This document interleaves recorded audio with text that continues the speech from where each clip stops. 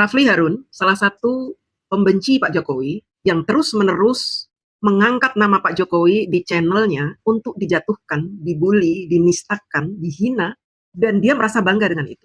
Sama seperti pembenci-pembenci Pak Jokowi yang lainnya, menggunakan nama Pak Jokowi untuk mendatangkan viewers dari luar, sehingga dia akan kebanjiran monetisasi. Orang-orang seperti ini adalah orang-orang yang sangat munafik. Membenci Pak Jokowi, tetapi mereka memperoleh keuntungan dari menghina Pak Jokowi di channelnya. Salah satu ucapan Rafli Harun yang saya cuplik dari postingan seseorang seperti ini. Kalau kita mau jujur ya, Jokowi hanya mendapatkan tudingan bahwa ijazahnya itu adalah palsu. Oke? Pak Jokowi hanya mendapatkan tudingan bahwa ijazahnya palsu. Hanya orang gila yang menganggap bahwa tudingan ini adalah hal yang sepele. Bahkan seorang Asrul Sani pun buru-buru mengeluarkan ijazahnya ke muka publik supaya dia tidak dibully sebagaimana Pak Jokowi. Nah, ini manusia mengatakan hanya mendapatkan tuduhan.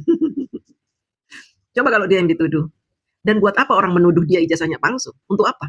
Untuk apa orang merekayasa ijazah dia palsu? Untuk apa? Nggak ada untungnya, nggak ada kepentingannya, karena dia bukan siapa-siapa. Dia hanya remahan rengginang. Ya, jadi tidak perlu untuk direkayasa seolah-olah dia memalsukan ijazah. Berbeda dengan Pak Jokowi. Pak Jokowi ini dituduh ijazahnya palsu dengan tujuan politis.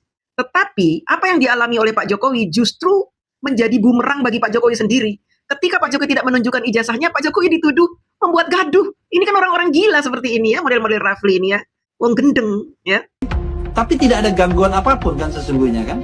Tidak ada gangguan apapun, dasmu itu nggak ada gangguan. Ketika tuduhan ijazah palsu dilontarkan pada Pak Jokowi, apa yang dilakukan oleh teman-teman kamu itu? Mendatangi kuburannya Hari Mulyono, mendatangi sesepuh Solo untuk mendapatkan berita-berita bohong bahwa Pak Jokowi dan keluarganya berasal dari keluarga PKI. Kemudian mendatangi showroom kosong, disebut bahwa itu ada kegagalan SMK.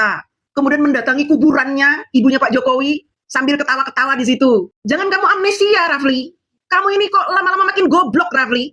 Gangguan penghidupan dan lain sebagainya. Tidak ada gangguan penghidupan, jelas ada. Rombongan orang kamu mobilisasi untuk datang ke rumah Pak Jokowi, demo, itu gangguan. Tidak ada gangguan kehidupan. Sampai terjadi pertikaian, terjadi bentrokan antara massa yang mendukung Pak Jokowi dengan massa FPI yang didatangkan oleh kubunya Rafli Harun. Tidak ada gangguan. Ada lagi datang ke sini itu rumahnya Mulyono ya? Ada kok, kita juga ada bukti kok. Termasuk kalian ke sini ya, kalian kan nggak suka. Bukan suka tidak suka, ibunya kan tadi ya Pak ya. Ini sebagai rakyat, ini sebagai rakyat. Lu boleh menentang. Ini Bapak ini sih, Ra. Ya silakan. Boleh. Ibu tadi katanya saya sudah lihat ijazahnya. Munculmu. Loh, kenapa tanya itu? Misalnya apa? Jawab apa? Yang benar nggak? Yang benar. Kalian kesini mau memancing kerusuhan. Tapi Tidak ada apa? kerusuhan. Ya, kamu dengan bahasa itu boleh gitu ya. Kerusuhannya apa Pak buktinya? Ini kamu kan datang ke rumah seseorang, ya kan? Orang itu tidak ada sukai.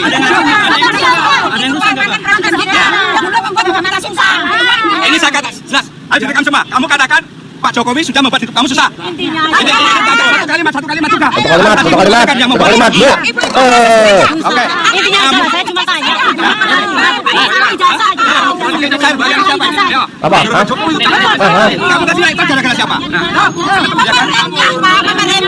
Ya artinya. Pemerintah siapa presidennya itu kami punya. Udah biarin aja masalah. Jokowi sebagai manusia, Jokowi orang Solo bukan sebagai mantan presiden kita. Jadi kalian kesini mau memancing kerusuhan? Bagi saya. Loh, datang ke rumah seseorang yang kamu anggap. Ini yang buat rusuh ya. Nih, Ustaz gue udah standby ya. Mau tembak. Hah? Bapak pernah ke Banten nggak? Pernah ke Banten. Jabodetabek itu semua laut dikurung Pak. Oh, pagar. Apakah harus kayak gitu? Itu salah Jokowi? Iya. Ya kan perintah. Perintah. Nggak tahu organisasi ya? Nggak tahu struktural, nggak tahu. Termasuk sini aja, sama saja. Tadi Bapak kesini lewat tol nggak? Itu hasil karya siapa? Coba kalau tidak ada tol, mungkin juga kemacetannya kan biasa. Keren konfirmasi Pak. Ya boleh, tadi Bapak tidak bisa hanya satu persatu. Freeport bisa beralih ke kita karena siapa? Makanan doang. Jangan menutupin satu ini Pak. Ini kita cuma Jangan hanya satu persatu. Kita nanya Ini ijazah. tadi Bapak sudah keluarkan masalah tadi Freeport, masalah Banten, masalah pagar laut, iya kan? Itu salah Jokowi lagi. Jangan-jangan kucing Bapak tidak beranak salah Jokowi juga. Iya ini fakta. Sekarang gini, masalah ini kenapa? Yang namanya masalah sempurna. Katanya ijazahnya kan hilang. Buta tuli. Ini dokter membuat narasi tapi bodoh. Kalau dia kepikiran, itu artinya ijazahnya memang palsu kan begitu. Lo memang santai. Pak Jokowi walaupun dituduh santai. Memang Pak Jokowi ngapain? Teriak-teriak gitu. Wah, ijazah saya asli, ijazah saya asli. Enggak. Santai aja. Yang kebakaran jenggot itu kalian. Kalian yang kebakaran jenggot sampai-sampai kalian perang. Sesama kalian tuh perang. Pak Jokowi yang minta maaf ke RRT. Kenapa begitu? Kenapa begitu? Karena dialah yang melakukan kriminalisasi Jokowi katanya sesungguhnya. mengkriminalisasi. Terus jadi kalau ada orang yang membuli, menuduh, memfitnah, terus menerus sejak tahun 2022 sampai 2025, sampai 2026 suruh diem aja gitu. Kesabaran orang itu ada batasnya, Rafli. Kamu itu ngerti gak sih? Kamu punya perasaan gak? Nurani kamu itu ada gak? Kalau kamu dihina, dituduh terus-menerus sejak 2022 sampai 2026, 4 tahun kamu dihina, dibully, terus kamu diem aja gitu. Kamu baru saya protes, sekali aja wajah saya langsung kamu pampang di channel kamu kok. Gimana? Kamu aja gak tahan, baru sekali. Dia tidak paham tentang demokrasi, hak asasi manusia, dan kebebasan menyatakan pendapat baik secara lisan dan tulisan. Ini orang-orang kan kualitasnya kan kacau. Jadi kalau kita mengerti tentang demokrasi, konstitusi, kebebasan ilmiah, akademik, dan lain sebagainya, maka tidak boleh ada penelitian. Demokrasi, kebebasan berpendapat, tidak seperti itu. Ini dokter, tapi kok tolol. Saya gimana ya mau ngomong baik-baik tentang si Rafli ini, nggak bisa gitu. Jadi memang tolol dia. Demokrasi itu seperti apa, dia sendiri nggak ngerti demokrasi. Demokrasi itu kebebasan berpendapat, bukan kebebasan memfitnah gitu loh. Bukan kebebasan menghasut rakyat untuk membenci seorang mantan presiden. Bukan kebebasan untuk berdusta, berbohong. Mengatakan Pak Jokowi katanya PKI lah. Menyebut ibunya Pak Jokowi Gerwani. Kemudian menuduh Pak Jokowi sudah memalsukan ijazahnya.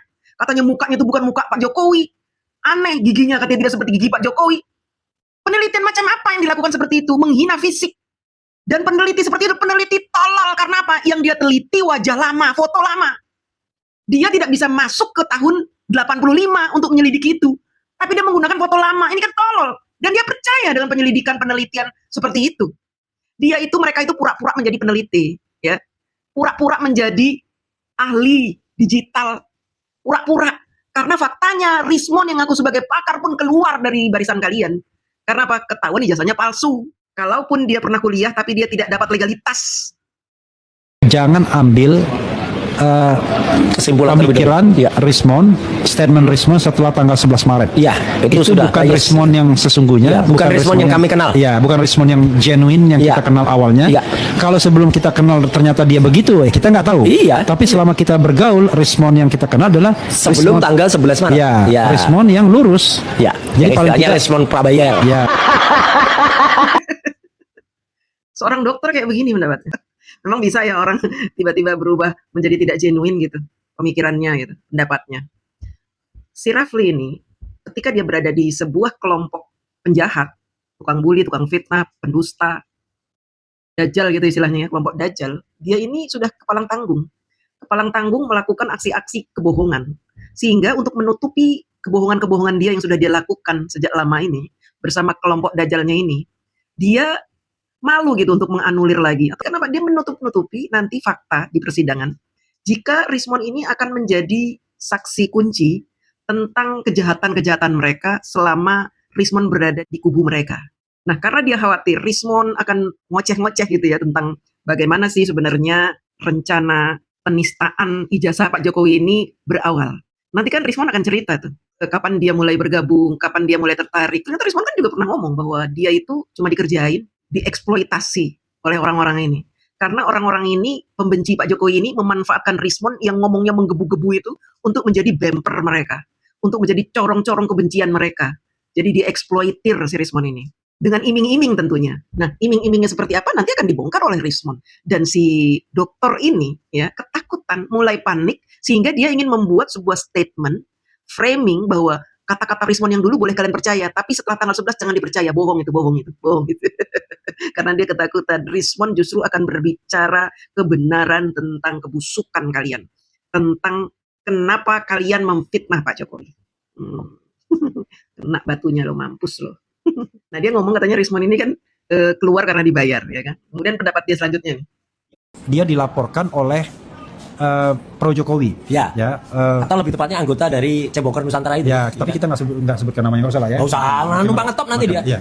Nah, dia dilaporkan dan itu laporan yang serius menyangkut ijazah S3-nya di University of Yamaguchi atau Yamaguchi University Jepang, dan kemudian spekulasi mengenai surat kematian yang konon dibuat oleh istrinya. Ya, kalau itu urusan dia lagi. Ya, nah ini yang kita anggap bahwa ini yang barangkali mematikan. Nah, yang lain mengatakan ya memang dari awal memang dia bukan fighter ya, Ya, kan? betul. Tapi dia cuma riding the wave, masuk ke dalam gelanggang, di mana gelanggang ini memang gelanggang besar Ya, ya. meskipun ketika masuk gelanggang itu hooknya sama pukulannya selalu tajam gitu. Tajam dan menggetarkan kan? Iya. Sampai orang kemudian kagum, ini dari mana sih? Seperti meteor dari Iya, betul. ya kan? Iya. Bahkan seorang RH pun rela menjadi lawyer dia kan Yes. gitu. Tanpa dibayar. Tadi kan dia bilang katanya Rismon itu keluar karena dibayar. Sekarang dia bilang Rismon ini keluar gara-gara dilaporkan oleh Projo katanya. Tentang ijazah dan surat kematian. Gimana sih yang benar sih? Yang jelas dong. Ini kebiasaan ini tukang fitnah begini nih, ya. Ngomongnya berbeda-beda gitu. Tidak konsisten gitu ngomongnya. Sama seperti tuduhan ijazah ini, tidak konsisten. Ada yang bilang katanya Pak Jokowi memalsukan menggunakan ijazahnya Heri Mulyono, ada yang bilang katanya menggunakan ijazahnya Dumatno, apalagi sekarang katanya memalsukan ijazahnya di Pramuka. Ada satu kebodohan Rafli Harun ketika dia memutuskan untuk terjun sebagai peneliti di kasus ijazah ini.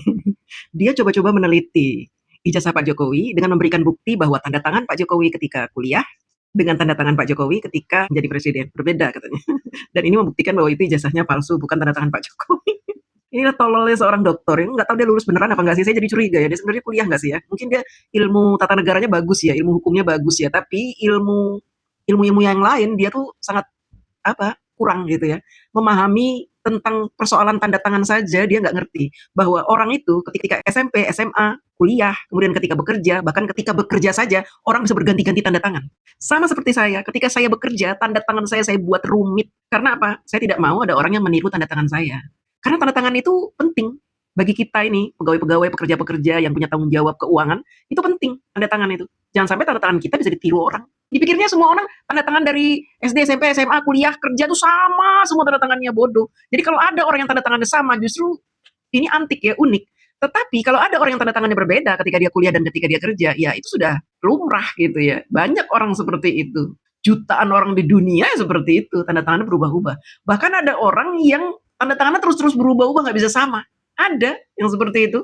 Nah, Rafli ini kan tidak pernah belajar hal-hal seperti itu, ya. Karena apa? Dia itu penuh dengan kebencian, kedengkian, sehingga ilmunya dibatasi oleh Allah. Karena kekurangan peneliti, si Rafli jadi peneliti. Begitu bodoh lagi, aduh.